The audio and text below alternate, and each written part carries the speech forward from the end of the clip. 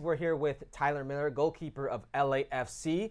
Tyler, thanks for being with us. Thanks for having me, Hurt. Now, Tyler, this has been a historic season for LAFC. Most points in a regular season, most goals scored, Supporters Shield locked up pretty much by 5 weeks before the season ends. What has made you guys so dominant this season?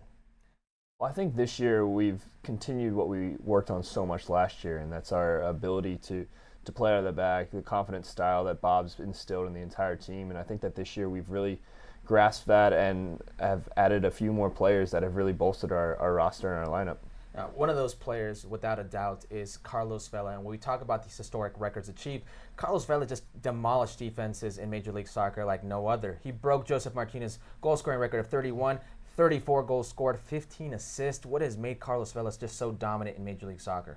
I think it's just the confidence. I think that he approached every training with that same swagger and confidence that he shows on the field. And this year, it's been amazing and incredible to watch. And every time he cuts in on that left foot and curls it to the upper 90, I know it's going in.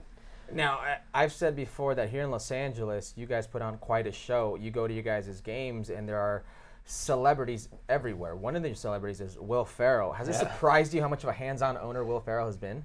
He's been one of the most enthusiastic and energetic guys. After the game, he comes on the field, he's shaking hands with all the players, and he loves it. He comes to the locker room, he's partying with us. Like, it's been incredible to see. What's Will Ferrell's tactical analysis like? Does he give you anything?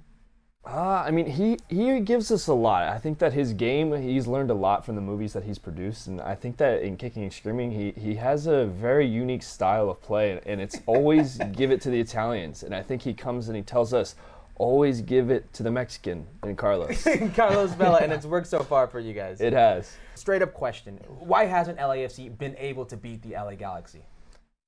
I think that each derby has had its own story. I mean, it's been a challenging test every time we play them, and I mean, they've got a very talented player in Zlatan, and I think that he's performed well in those games, and I think that this playoff game will be one of the most exciting games of the year. Now, I've gotten the opportunity to interview Zlatan, and I asked him if he wants to go into movies and maybe be like a villain type of role. He said he wouldn't mind that. He says maybe it's in his future. Do you see Zlatan having a role in Hollywood?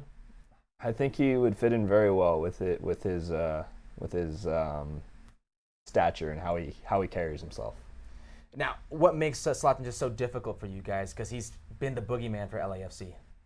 I mean, he's a world-class player. You can't argue with the clubs that he's played with, where he's gone, the things that he's done. I mean, it's just hard to match up against him, and he's a special player, but I think that this playoff match will be different. So no doubt, Carlos Vela and Zlatan are two very important players for their respective clubs. Yes. Who is more important to their club?